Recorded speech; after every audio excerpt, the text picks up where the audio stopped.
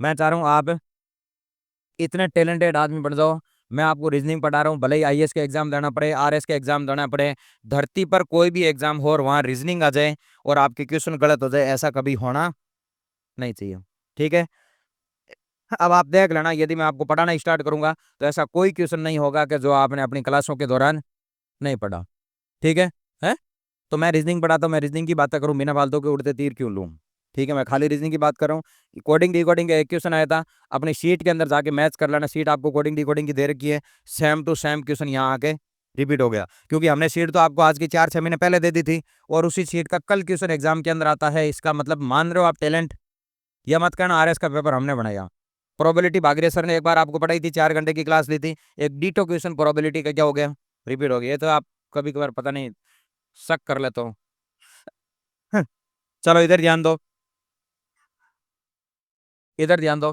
RS pre 2024 का paper हुआ था, भर्ती 2024 की थी, लेकिन एग्जाम कहाँ हुआ बोलो? 25 के अंदर। रीजनिंग के और मैथ के लगभग 10-12 क्वेश्चन आते हैं। वेटेज क्या रहता है इसके अंदर? नॉन वर्बल के थोड़े कम क्वेश्चन आते हैं, थ्योरी वाले क्वेश्चन आते हैं, और बाकी कहाँ कहाँ से आते हैं अभी आपको पता चल जाएगा, एक बार सॉल्व कर लेते हैं अपन।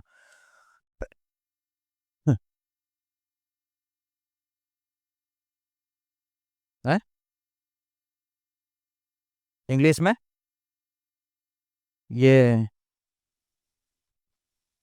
हाँ, ये इंग्लिश नहीं है क्या? इंग्लिश ही है। ठीक है, आपको मैंने सिलोक्स पढ़ाया, ठीक है, वहां से ये क्वेश्चन पूछा गया है। आप यहाँ से देखो, ये कथन दे रखा है यहाँ पर। ठीक है, कथन के अंदर इसने बोला कि कुछ चिन्ह ऐसे हैं जो किसके अंदर आएंगे बोलो? फिगर के अंदर आएंगे। तो मैं शॉर्ट में लिख रहा हूं चिन्ह, कुछ चिन्ह का पार्ट किसके अंदर आएगा बोलो?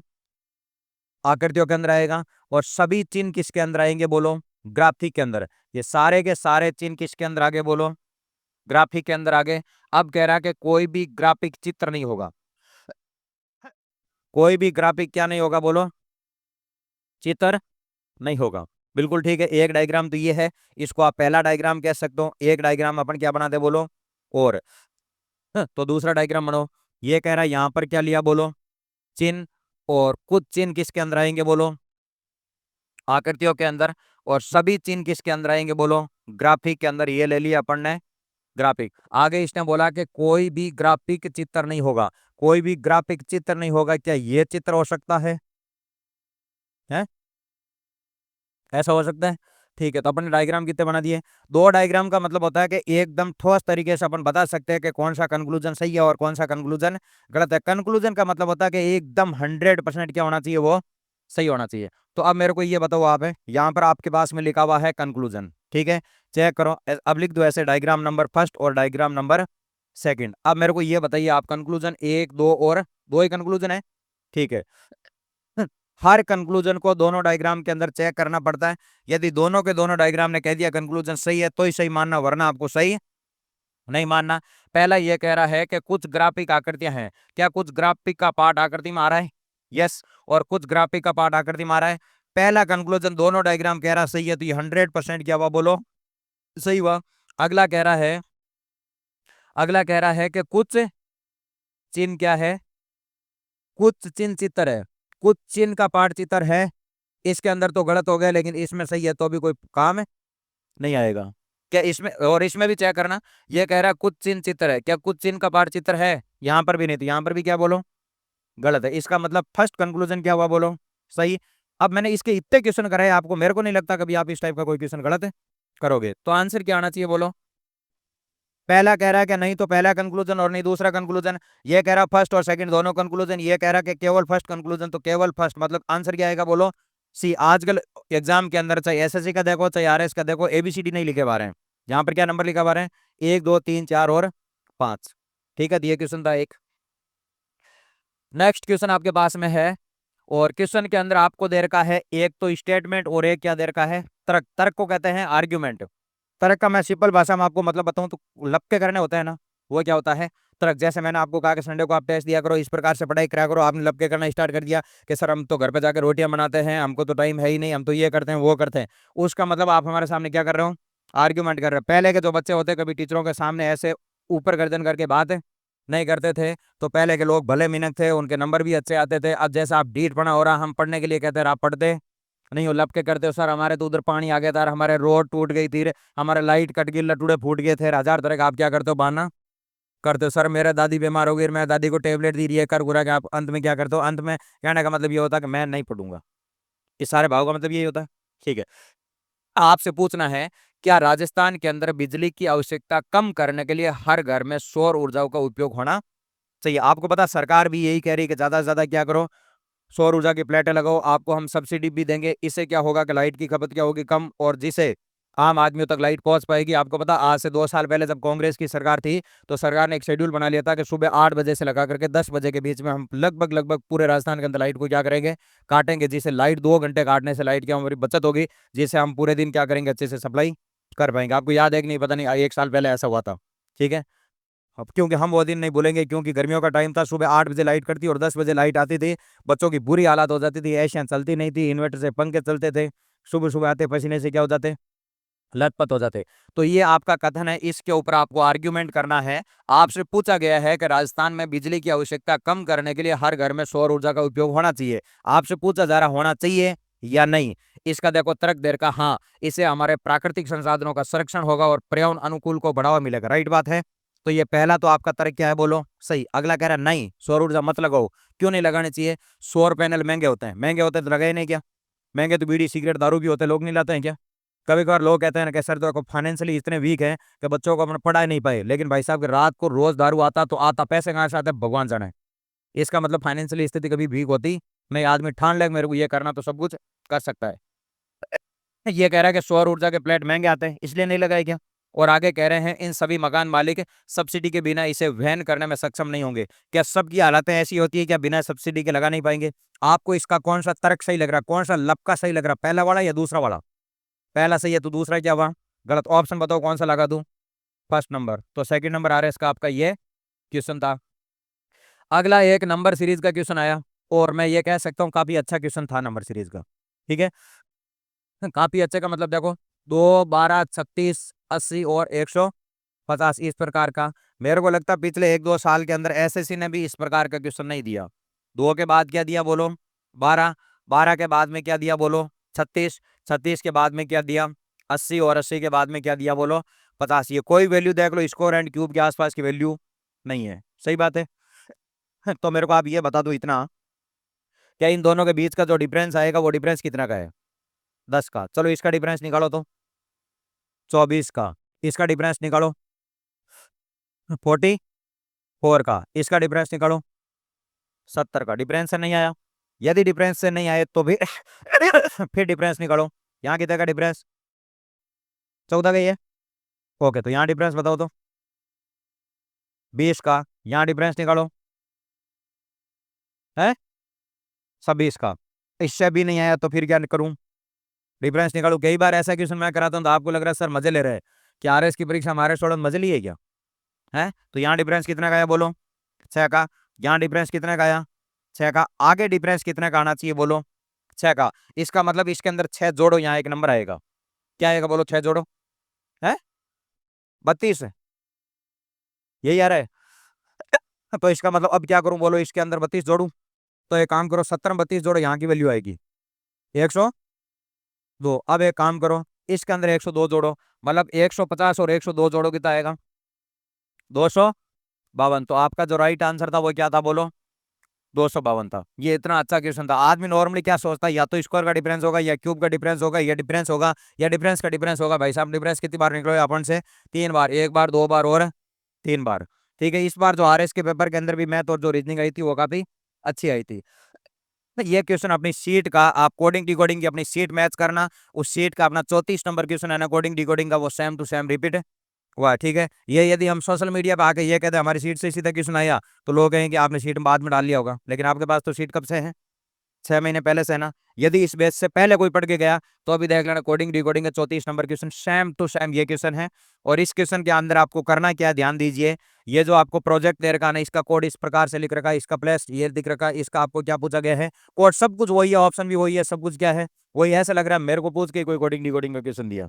ठीक है, अब एक काम करें, यहाँ पर दे रखा आपको पी, पी के बाद में आर, आर के बाद में ओ, जे, ई, सी और टी। आवाज नहीं। इसके आपको कोड दे रखे हैं सी, फिर ई, फिर ओ, फिर पी, फिर आर और फिर टी। अब मैं एक बात बताऊं, इनको आपको सीक्वेंस वाइज रखना है। सीक्वेंस वाइज का मतलब पता चल गया, छोटे से बड़ा। इन सब के अंदर सबसे छोटा कौन है बोलो? सी। और सी के बाद कौन आएगा बोलो? ई। ई के बाद कौन आएगा बोलो? ओ। ओ के बाद कौन आएगा बोलो? पी। और पी के बाद कौन आएगा बोलो? आर। और आर के बाद कौन आएगा बोलो? है टी। ये टी है लास्ट में लिखा हुआ, टी। अब मैं आपको एक बात बता दूं, बीच वाले लेटर को इन्होंने गायब करा कैसे? एक दो तीन चार पांच छह और ये सात, एक दो तीन चार पांच और ये छह। बाकी सारे के सारों को सीक्वेंस वाइज रख दो, लेकिन एक बीच वाले लेटर को आप क्या कर देना? गायब कर देना। ठीक है। नेक्स्ट यदि मैं पूछूं आपको, अब देखो, पी, एल, ए, एन और ए। अब इसके कोड इन्होंने लिख रखे हैं ई, एल, एन और पी। बीच वाले लेटर को क्या कर दूं बोलो? गायब। अब सबसे पहले क्या आना चाहिए? सबसे छोटा अक्षर क्या बोलो? ई। ई के बाद में एल, एल के बाद में एन और एन के बाद में पी आ गया। अब इसका आंसर निकाल सकते हो आप। पहले तो काम करो, बीच के लेटर को गायब करो। एक दो तीन चार पाँच छह सात आठ और ये नौ, तो चार इधर करो, चार इधर करो। एन को क्या कर दूं बोलो? साइड में। अब इनको सीक्वेंस वाइज लिख दो। सीक्वेंस वाइज लिखो, सबसे पहले क्या आएगा बोलो? ए। ए के बाद में क्या आएगा बोलो? ए। नहीं नहीं नहीं नहीं, डी पहले आएगा ना। हाँ, तो डी। और डी के बाद में बोलो ई। और ई के बाद में जी। जी के बाद में आई। आई के बाद में ओ के बाद में एस। नहीं नहीं, आर एस। ठीक बात है क्या? ऑप्शन बताओ ऐसा। चौथा ऑप्शन है क्या? A D E G I O R और एस। तो ध्यान रखना, कुल मिला के आप में से किसी ने कोडिंग डिकोडिंग पढ़ा और किसी ने कोडिंग डिकोडिंग नहीं पढ़ा है, लेकिन कभी कभार ऐसे सीक्वेंस वाइज उल्टे सीधे नहीं बैठे, तो इनको सीक्वेंस वाइज लिखना पड़ता, छोटे से बड़े के अंदर। बिल्कुल ठीक बात है। इतना अच्छा क्वेश्चन तो सीजीएल मेंस ने भी नहीं पूछा कोडिंग डिकोडिंग का। कोडिंग डिकोडिंग इस बार तो एसएससी ने बहुत ही फर्जी क्वेश्चन पूछे, वाहियात क्वेश्चन।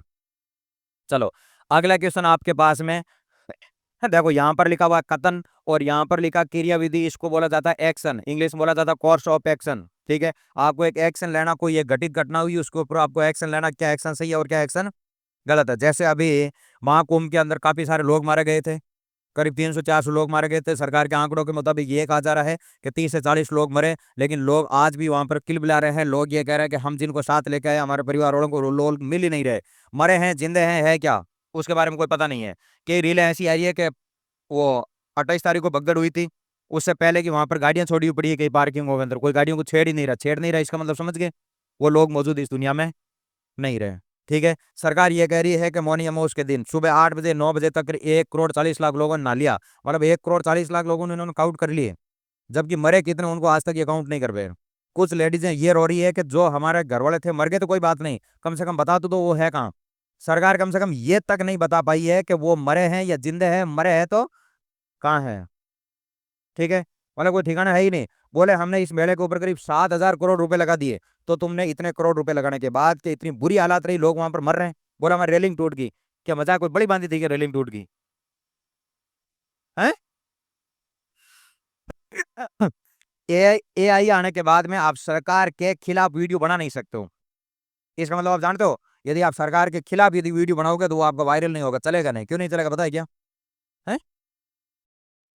हाँ हाँ, मैंने एक बना के डाला था जिसके अंदर मैंने थोड़ा सा बोला, उसके ऊपर कॉपीराइट आ गया, हटाना पड़ा यूट्यूब से। 3 दिन पहले एक शॉर्ट वीडियो डाला था, ठीक है, चलना बंद हो गया, नीचे से क्रॉस आ गया। समझते हो, सरकार बहुत इंटेलिजेंट है। हाँ, तो ये कह रहा है कि पिछले आपसे एक बात पूछी गई है, आपको उसके ऊपर एक्शन लेना है। एक्शन आपका सही होना चाहिए, एक्शन आपका गलत है नहीं होना चाहिए। आपसे ये कह रहा है कि पिछले लोकसभा चुनाव, अभी लोकसभा चुनाव हुए, मोदी जी फिर से प्रधानमंत्री बने, पिछले लोकसभा चुनाव की तुलना में इस बार लोकसभा चुनाव के अंदर मतदान कम हुआ, लोगों ने वोट क्या करे, कम दिए। इसके ऊपर आपको एक्शन लेना है। पहला एक्शन ये कह रहा है कि चुनाव आयोग को लोकसभा के चुनाव पुनः कराने की घोषणा करनी चाहिए। यदि क्या मतदान कम हुए, क्या लोकसभा के चुनाव वापस करा लेना चाहिए? आपके मुताबिक आपको क्या लगता है, ये सही बात है या सरासर क्या है बोलो, गलत बात है? अगला कह रहा है कि चुनाव आयोग को उन लोगों को मतदान देने का अधिकार समाप्त कर देना चाहिए कि जिन्होंने इस बार लोकसभा के चुनाव के अंदर मतदान नहीं करा। क्या इस बार जिन्होंने वोट नहीं दिया, क्या उनको यह कह देना चाहिए या फिर उनका आईडी प्रूफ रद्द कर देना चाहिए या फिर उनको वोट लगाने के ऊपर प्रतिबंध लगा देना चाहिए कि अगली बार से आज ध्यान रखना कि इस बार आपने लोकसभा में वोट नहीं दिया, इसका मतलब जिंदगी भर कभी लोकसभा के अंदर वोट नहीं देगा। आपको कौन सा एक्शन सही लगा? दोनों के दोनों एक्शन क्या है, गलत है। तो आंसर बताओ क्या आना चाहिए? सी ऑप्शन के अंदर ना तो फर्स्ट और ना ही सेकंड, कोई आपका अनुसरण नहीं कर रहा है। चलो, ये एक काफी अच्छा अच्छा क्वेश्चन आया, ठीक है। डायरेक्शन पढ़ा आपने। कभी कभार आपको ऐसा लगता है कि मैं आपको कोई अच्छा क्वेश्चन कराता हूं तो आपको ऐसा लगता है कि सर हमारे मजे ले रहे हैं, या ऐसे क्वेश्चन एग्जाम के अंदर आते ही नहीं, तो आरएस के अंदर जब इतना अच्छा क्वेश्चन आ सकते हैं तो एसएससी में क्यों नहीं आएंगे। एसएससी के अंदर तो सारा खेल ही किसका, रीजनिंग और मैथ का ही खेल है। क्वेश्चन देखो, ये कह रहा है कि बिंदु ए से श्रीमान एक्स दक्षिण दिशा की ओर चलना स्टार्ट करेगा। एक बिंदु है जिसका नाम क्या रखा, बोलो। ए बिंदु। ए बिंदु से श्रीमान एक्स, बिंदु ए है, श्रीमान का नाम क्या है, एक्स, चलेगा किधर, बोलो। साउथ में चलना स्टार्ट करेगा। और साउथ में भाई साहब चलेंगे, और 20 किलोमीटर चलने के बाद, कितना चला, बोलो। 20 किलोमीटर चलने के बाद वो बिंदु बी बी पर पहुंच जाएगा। इस बिंदु का नाम क्या, बोलो, बी है। और उसके बाद बिंदु सी पर पहुंचने के लिए अब वो 45 डिग्री का एंटी क्लॉकवाइज मोड़ लेगा। यहां से अपने काम करते हैं, एक कट लगाता हूं। पहले क्या करा, बोलो, 20 मीटर किधर गया, बोलो, साउथ में। अब बी पर पहुंच गया, अब ये बी पॉइंट है। यहां से वो कह रहा है कि लेफ्ट के अंदर 20 मीटर चलेगा, लेकिन लेफ्ट के अंदर 20 मीटर चलेगा किधर है। अच्छा, ऐसे कह रहा है क्या, बोला बी पर पहुंचा, अब वो लेफ्ट के अंदर 20 मीटर चलने के बाद सी आएगा। अब इसका लेफ्ट किधर है, बोलो, इधर होगा, इधर। ये आ गया सी, चला कितना, बोलो, 20। अब कह रहा है कि भाई साहब 45 डिग्री एंटी क्लॉकवाइज के अंदर मुड़ेगा। ठीक है, थोड़े दिन पहले ये टॉपिक पढ़े हैं। अब यहाँ से आपको एंटी क्लॉकवाइज के अंदर मोड़ना। इसका एंटी क्लॉकवाइज किधर है, बोलो, ये है क्लॉकवाइज, और ऊपर वाला क्या है, एंटी क्लॉकवाइज। यदि आप इधर मोड़ोगे तो ये किस साइड में मुड़ चुका है, एंटी क्लॉकवाइज में 45 डिग्री मुड़ गया। लेकिन ये जो दूरी है ना, वो कितनी है, 20 रूट 3। 20 रूट 3 का मतलब क्या होता है, वैल्यू कितनी होती है, 20 का स्क्वायर या 20 का क्यूब। मैं ऐसे लिखता हूँ 10 रूट 2, मैं ऐसे लिखता हूँ 10 रूट 2, इसका मतलब क्या हुआ, अनपढ़ हो गया। 10 रूट 2 का मतलब क्या होता है, 10 रूट 2 का मतलब क्या होता है, मर जाना चाहिए कायला नाम कूद के। 10 रूट 2 का मतलब क्या होता है, हाँ। 10 रूट 2 का मतलब होता है 10 का 2 बार स्क्वायर। 5 रूट 2 का मतलब क्या था, 5 का 2 बार स्क्वायर। अनपढ़ हो गया एकदम से। ये क्या है, 20 रूट 3, इसका मतलब क्या हुआ, 20 का 3 बार स्क्वायर। हाँ, तो यहाँ पर ऐसे लिख दूं मैं, 20 का 3 बार स्क्वायर। 20 का एक बार स्क्वायर कितना होता है, बोलो, 400। 400, 800 एंड 400, 1200। ये दूरी कितनी है, बोलो, 1200। मतलब ऐसे सच में दूरी देखे जाए तो बहुत ही आगे बोर्ड से बाहर निकल जाएगी। सही है, ठीक है। एप्पल चलने के बाद एक पॉइंट आएगा, उसका नाम क्या होगा, बोलो, डी होगा। अब ये कह रहा है कि बिंदु ए की तुलना में न्यूनतम दूरी क्या है, किसकी। अब ये कह रहा है कि 20 रूट 3 मीटर चला और बिंदु डी पर पहुंच गया। बिंदु कहां पर पहुंच गया, बोलो, डी पर पहुंच गया। अब कह रहा है कि तो बिंदु ए से बिंदु की न्यूनतम दूरी क्या होगी, क्या बता सकते हो, कितनी। हाँ, 20 रूट 5 आएगी। कैसे निकाला आपने 20 रूट 5 है।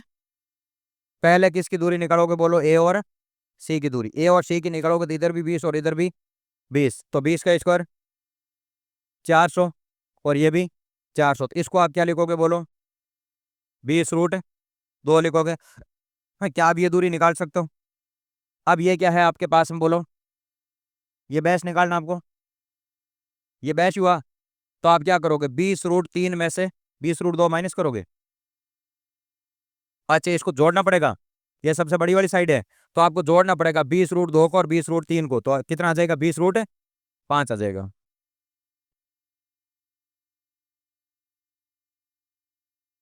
बना तो भले, लेकिन आंसर तो 20 रूट 5 ही आएगा, बना हो कुछ भी। तो मेरे हिसाब से ये अच्छा क्वेश्चन था कि नहीं था। है, मेरे को ऐसा लग रहा है कि जो बच्चे जी के ज्यादा पढ़ते हैं उनको तो पता ही नहीं था कि 20 रूट 5 का मतलब क्या था, 20 रूट 3 का मतलब क्या था, 40 रूट 3 का मतलब क्या था, और 20 रूट 3 का मतलब क्या था। तो आंसर क्या आ रहा है, बोलो, 20 रूट 5। चलो, अगला आपका वेन डायग्राम का क्वेश्चन पूछा गया है। वेन डायग्राम के अंदर ये कह रहे हैं कि ऐसा आपको डायग्राम बनाना, वो कौन से ऑप्शन का बनेगा, क्या टीचर, माँ और डॉक्टर। सही बात है क्या। क्या एक बात बताओ, क्या एक बात बताओ, क्या शिक्षक माँ हो सकती है। कुछ शिक्षक ऐसी होती है जो क्या हो सकती है, बोलो, माँ। क्या कुछ माँ डॉक्टर हो सकती है, क्या कुछ डॉक्टर शिक्षक हो सकती है। सही, तो कौन सा ऑप्शन बैठ जाएगा, बोलो, फर्स्ट ऑप्शन आपका क्या होगा, सही होगा। चलो, अगला क्वेश्चन तो बड़ा ही जोरदार दिया। अगला क्वेश्चन ये कह रहा है कि आपको पूरी की पूरी एबीसीडी लिखनी है, लेकिन एबीसीडी के अंदर आपके पास व्यंजन का मतलब कॉन्सोनेंट आना चाहिए, वोवल नहीं आना चाहिए। अब ये कह रहे हैं कि वोवल वोवल कंसोनेंट कंसोनेंट लिखोगे और उन प्रतिबिंब की संख्या कितनी होगी जो अपनी मूल आकृति के समान दिखाई नहीं देती है। समझे बाबू क्या कह रहा है? पहली बात तो वोवल हटाओ, फिर ऐसे कितने अक्षर है एबीसीडी के अंदर जो चेंज हो जाएंगे और ऐसे कितने होंगे जो चेंज नहीं होंगे। मतलब आप जब मिरर में देखते हो तो कुछ आकृतियां चेंज होती है, जैसे एच को मिरर में देखो चेंज हो गई नहीं, जैसे पी को देखोगे तो पी क्या हो जाएगा, चेंज। इसने क्या पूछा आपको, ये कह रहा है कि अपनी मूल आकृति के समान दिखाई नहीं देंगे, मतलब चेंज कितने अक्षर हो जाएंगे। तो इधर ध्यान दो, मैं चेंज करके बता दूं आपको। देखो ए के बाद में B, C, D, E, F, G, H, I, J, K, L, M, N, O, P, Q, R, S, T, U, V, W, X, Y और ये जेड। पहली शर्त यह है कि इनमें से वोवल को क्या कर दिया जाए, बोलो हटा दो। ये वोवल हटा दिया, ये भी वोवल हटा दिया, ये भी वोवल हटा दिया, ये भी वोवल हटा दिया और ये भी वोवल हटा दिया। अब कह रहा है कि कितने ऐसे अक्षर होंगे जो चेंज हो जाएंगे। तो मेरे को एक बात बताओ, बी चेंज होगा? ये काम कर दो, कितनी, ये कह रहा है मूल आकृति के समान दिखाई नहीं देंगे। अब एक काम करो, बिना चेंज होने वाले को बाहर निकाल दो। बी तो चेंज होगा, सी भी होगा, डी भी होगा, एफ भी होगा, जी भी होगा, लेकिन एच चेंज नहीं होगा।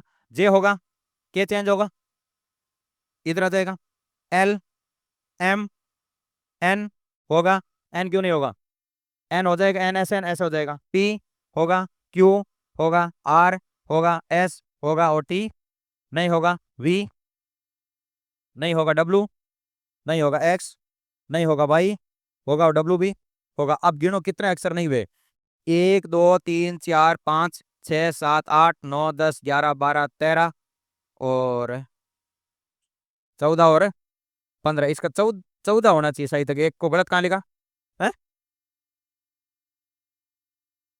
वाई चेंज नहीं होगा, बड़ा वाला वाई है। इसको इधर उधर कर लो तो इसका आंसर 15 नहीं, आंसर कितना आ जाएगा बोलो, 14 आ जाएगा। इसने बोला है ना कि कौन सा अक्षर लिखना है आपको, अंग्रेजी वर्णमाला के बड़े अक्षरों के अंदर लिखना है। वाई छोटी वाली होती है वो चेंज होती है, बड़ी वाली वाई को अपन कैसे लिखते हैं बोलो, ऐसे लिखते हैं। अभी इसका लेफ्ट और राइट कुछ भी कर लो लेकिन फर्क है नहीं पड़ेगा। नेक्स्ट क्वेश्चन है आपका ब्लड रिलेशन का क्वेश्चन, काफी ठीक क्वेश्चन पूछा गया है। सबसे पहले इसने बोला कि एक परिवार के अंदर सदस्य कितने, बोलो 6 सदस्य हैं और 6 सदस्य आपको ए से लगाकर एफ तक दे रखे हैं और बी की शादी किससे हुई है, बोलो सी से। तो सबसे पहले अपन एक काम करते हैं, बी की जो शादी है वो किससे करा दूं, बोलो सी से। इसने बोला कि बी की शादी सी से हुई है और जो एफ नाम का कैंडिडेट है वो ई की माता है, तो यहाँ पर तो ई और एफ है नहीं, आगे पढ़ो। जो डी नाम का कैंडिडेट है वो एफ की पुत्री, यहाँ पर भी नहीं है। अब ये कह रहे हैं कि बी की पुत्री ई है, वो भी नहीं है, लेकिन ये कह रहा है कि सी का पुत्र ए है। इस सी का एक पुत्र है जिसका नाम क्या है, बोलो ए। यदि ये पुत्र है तो साइन किसका रखूं, बोलो प्लस का। अब जो जो छोड़ा वो आप वापिस देखो। अब इसने बोला कि ए की पुत्री ई है, इस ए की एक पुत्री है जिसका नाम क्या है, बोलो ई। यदि ये पुत्री है तो साइन किसका रखूं, बोलो माइनस का। अब इसने बोला कि जो डी नाम का कैंडिडेट है वो एफ की पुत्री है, जो डी नाम का कैंडिडेट है वो किसकी पुत्री है, बोलो एफ। और इसने बोला कि जो एफ नाम का कैंडिडेट है वो ई की माता है, इस ई की माता कौन है, बोलो एफ है। तो क्या इसकी शादी करा दूं, ये इसकी क्या हो जाएगी, माता। अब ये देख लो, जो डी नाम का कैंडिडेट एफ की पुत्री है, एफ की पुत्री का नाम क्या, बोलो डी है। ठीक बात है, सारे बैठ गए लोग। बी का विवाह किससे हुआ, बोलो सी से हुआ, सही बात है। अगला कह रहा है कि जो एफ नाम का कैंडिडेट है ई की माता है, ई की माता का नाम एफ है, ये भी ठीक है। अगला ये कह रहा है कि जो डी नाम का कैंडिडेट है एफ की पुत्री है, क्या एफ की पुत्री का नाम क्या, बोलो डी, ये भी सही है। ए की पुत्री ई है, क्या ए की पुत्री का नाम क्या, बोलो ये भी सही है। अगला कह रहा है कि सी का पुत्र कौन है, बोलो ए है, सही है ये।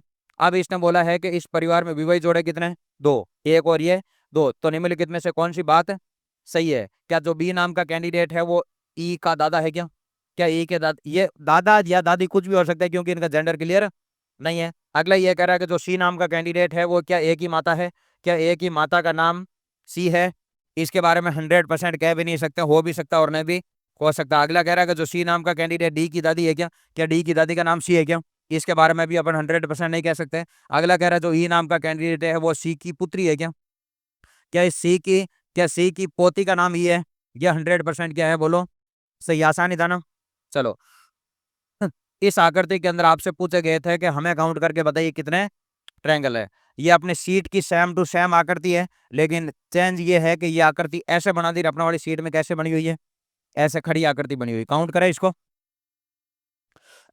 तो देखो ये आकृति ऐसे बना दे जिससे आपको काउंट करने में आसानी होगी है।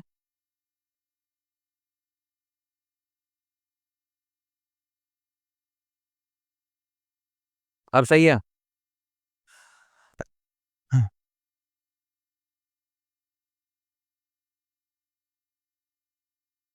क्या सेम है, चेंज है अभी भी कुछ? अब कुछ भी अलग नहीं है। आप काउंट क्या करना है बोलो। ट्रायंगल काउंट करना है, फिगर काउंटिंग पढ़ा रखा है। ये कितने का सेट है, तीन का। ये कितने का है, तीन का। ये कितने का है, तीन का। गिन लो कितने हो गए, नौ हो गए। अब मेरे को एक बात बताओ, नौ के बाद में इसका नंबर कौन सा होगा? 10 के बाद इसका नंबर 11, 11 के बाद इसका नंबर 12, के बाद इसका नंबर 13, और 13 के बाद में ये रहा 14, और ये रहा 15, और 15 के बाद ये रहा 16। तो आपके ट्रायंगल कितने आएंगे बोलो? 16 आएंगे। ये आर एस के क्वेश्चन थे। आपके मुताबिक ये आसान है, और आर एस वालों के लिए ये बहुत ही क्या है, हार्ड है। इसलिए क्योंकि ये पहली बार काफी ठीक क्वेश्चन दिया। हाँ, बाकी हर बार ऐसे लल्लूपन जो क्वेश्चन देते हैं, सीरीज का क्वेश्चन करते हैं, दो दो का गैप आता है। कोडिंग का क्वेश्चन आता है जिसमें दो दो जुड़ जाता है। ठीक है। ट्रायंगल का क्वेश्चन आता है जिसका 3 आंसर आ जाता है। ठीक है। और बाकी थ्योरी वाले क्वेश्चन भी आते हैं, वो भी किस प्रकार आते हैं ये। तो कुल मिला के आप एक बार एसएससी की रीजनिंग की ईमानदारी के साथ पढ़ लेते हो। थोड़े दिन बाद कभी यूपीएससी का पेपर 2025 का वो भी सॉल्व करूंगा। जितने बीच में पेपर आएंगे वो मैं आपको सॉल्व करा करा के बताऊंगा कि देखो यही रीजनिंग है।